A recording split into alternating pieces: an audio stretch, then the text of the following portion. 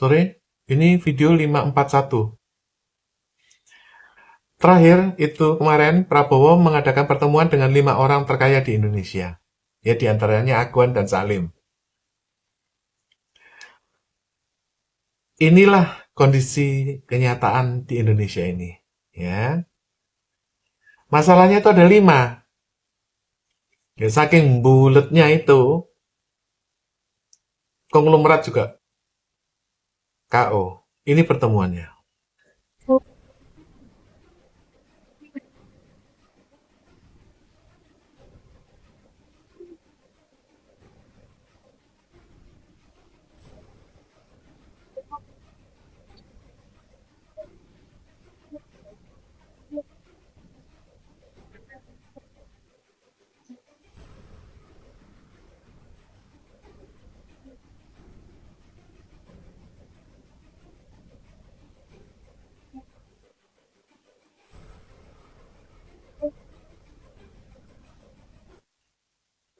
Masalah utama nomor satu apa?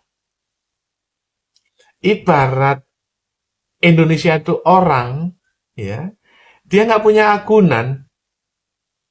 Kamu bayangin ya, orang nggak punya agunan ya. Ditanya, punya tanah? Punya. Suratnya ada? Nggak ada suratnya. Punya mobil ada? Ada. Suratnya nggak ada? Nggak ada. Jadi Republik Indonesia itu tanahnya nggak ada surat. Tuh, Pak, kan ada, Pak. Saya punya SHM. Itu kalau kamu perorangan, kamu punya SHM. Tapi kalau kamu perusahaan yang lebih dari 20 hektar, nggak ada HGU-nya, mati. Jadi Indonesia itu nggak bisa beli tanah dari dulu. Dia hanya sewa 30 tahun, dan sewanya itu mati, berhenti. Terakhir itu tahun 98, maka dari itu, Hotel Sultan juga HGU-nya mati. Itu bayangin, Hotel Sultan itu punyanya Ponco Sutowo, Direktur Pertamina itu bapaknya dulu. Mati HGU-nya. Terus gimana? Ya, kamu bayangin aja, ya. Kenapa di Banten itu nggak bisa dibangun? Ya karena tanahnya udah dibeli, tapi suratnya nggak ada. Kenapa di Patimban itu nggak bisa ada jalan kepada pelabuhan dan nggak ada jalan menghubungkan pelabuhan ke bandara? Padahal di situ ada bandara dan ada pelabuhan. Tapi dari jalan tol ke pelabuhan, dari pelabuhan ke bandara, itu nggak ada jalannya. Kenapa? Karena udah dibeli orang, nggak ada suratnya. Kamu kalau datang ke Karawang, ke sana ya, daerah-daerah Indramayu itu ya. SHM itu dari penduduk itu satu kabupaten itu ditumpuk segini itu SHM semua. Nggak ada gunanya, nilainya nggak ada. Dia tunggu pengembang tuh nanti satu gebok itu ya. Jadi kalau pengembang itu seperti Serpong, Sinarmas Serpong tuh ya, HGU-nya juga mati. Lalu gimana? Dia udah petak, petak, petak, petak, petak, petak, itu udah ada SHM-nya. 100.000 SHM. Jadi pembangunan itu dari Cisauk sampai ke Balaraja, itu udah dipetak-petak, udah ada kotak-kotaknya itu. Dan udah ada SHM-nya. Bayangin aja tuh Serpong ngumpulin 1 juta KTP. Tahu deh KTP siapa. Maka dari itu banyak orang mati KTP-nya ada. Ya itu dipakai untuk sertifikat SHM-nya Serpong. Itu contohnya ya. Oleh karena itu, satu, konglomerat punya duit, iya punya. Tapi duit itu kan sekarang kan dipakai kan harus ada boroknya ya. Kan nggak mungkin kamu nabung di sini 70 triliun. Nggak mungkin. Jadi kamu masuk 70 triliun itu, iya masuk ke bank. Jadi duitnya itu nanti 70 triliun dijadikan HGU, lalu HGU itu masuk ke bank, dapat kredit gitu loh, sehingga duitnya balik. Gitu loh. Yang jalan di Indonesia itu boroknya. Duitnya enggak. Gitu loh. Gila aja lo kalau kamu nabung di sini 70 triliun. Kena devaluasi. Lah duit bukan nyusut separuh. Itu loh. Jadi kalau misalnya terjadi devaluasi dan sebagainya, boroknya yang hilang, duitnya enggak. Nah boroknya nggak ada karena apa? HGU-nya mati. Itu nomor satu. Itu aja bulat. Nomor dua, kalau kamu nggak punya kredit bank, kamu IPO. Begitu IPO, pasar indeks harga saham Indonesia itu, IHSG, itu bolak-balik tutup, anjlok. Konglomerat IPO kena semprit, prit, dicoret dari MSCI. Bank BCA itu sahamnya turun. Coba Bank BCA itu bank terkuat di dunia, yang tingkat kepercayaannya itu tertinggi di dunia. Sahamnya turun, kenapa? Dicoret dari MSCI.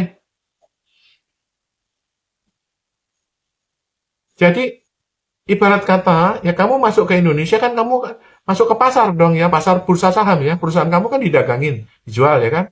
Pasarnya tutup. Jadi bagaimana mereka mau masuk ke sini? Kan nggak mungkin bawa duit 70 triliun terus kamu mau buka lapangan kerja.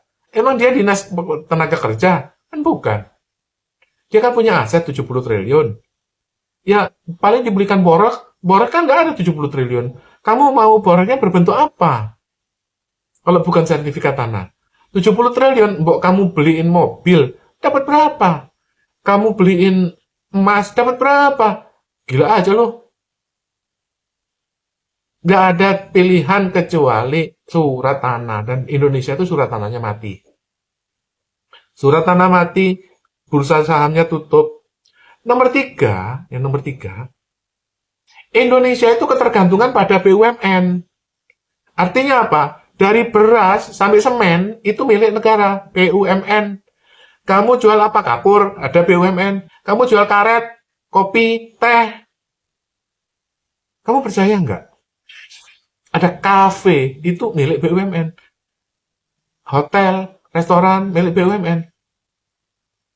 Ada rumah sakit milik BUMN. Jadi Pertamina itu punya rumah sakit, punya hotel, punya catering, punya MBG. Semua dikerjakan BUMN. Dari palawija, ya, teh, cengkeh, sampai kepada karet, sampai kepada kopi, sampai kepada itu semua perkebunan. Gitu loh. Jadi yang ketiga adalah BUMN-nya ini sakit, dan antara itu sakit. Kenapa sakit? Dinilai ya kepalanya aja itu ponakan Luhut Panjaitan. Gimana ya? Lu punya perusahaan. Iya, kepalanya itu ponakan Luhut. Lah Luhut aja sendiri dicoret gak jadi menteri. Sekarang lu bawain ponakan dia. Ya udah, dan antara ini kena coret juga. Gara-gara apa? Tercoreng karena apa? Ya ibaratnya BI checkingnya Luhut aja bermasalah ya kan. Maksudnya itu banyak kasusnya ya kan. Apalagi ponakannya. Itu mah jeruk makan jeruk. Yang ketiga, Danantara dan BUMN bermasalah. Banyak BUMN yang bangkrut. Waskita Karya. Tuh, udah bentar lagi bangkrut. Oke, utangnya 96 triliun. Mana bayarnya? Itu masalah nomor tiga ya. Semua bisnis dikuasai BUMN. Lah pengusaha mau apa? Bikin Indomaret aja dimasukin. Mau bikin bank juga bingung. Nggak ada boroknya. Mau apa? Mereka nggak mungkin mereka itu bikin MBG. Malu. Itu nomor tiga. Ya. Nomor empat. Oke.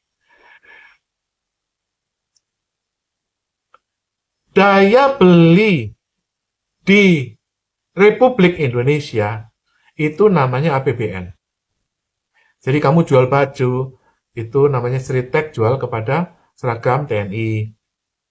Kalau kamu sepatu, ya kamu sepatu jual ke PNS. Seragam, ya dijual ke PNS, ASN gitu loh. Jadi konsumen terbesar di Indonesia itu dari anggaran. Ya, anggarannya dipotong jadi MBG. Jadi nggak bisa jualan seragam. TNI itu nggak naik gaji, udah 10 tahun. Ya kenaikannya udah mau naik, ya kan anggarannya dipotong untuk MBG. Jadi nomor 4, konsumen terbesar dari Indonesia itu adalah dari anggaran. Yang belanja itu cuma ASN. Anggaran di Pemda ya, di Bupati itu, 1 tahun itu 1 triliun. 850 miliar untuk gaji. Yang 150 miliar untuk rakyat, dibagiin rakyat, itu cuma dapat tusuk gigi. Kira-kira kenyataannya begitu. Yang makan itu cuma ASN dan keluarganya. Jadi istilahnya Indonesia itu masuk IMF.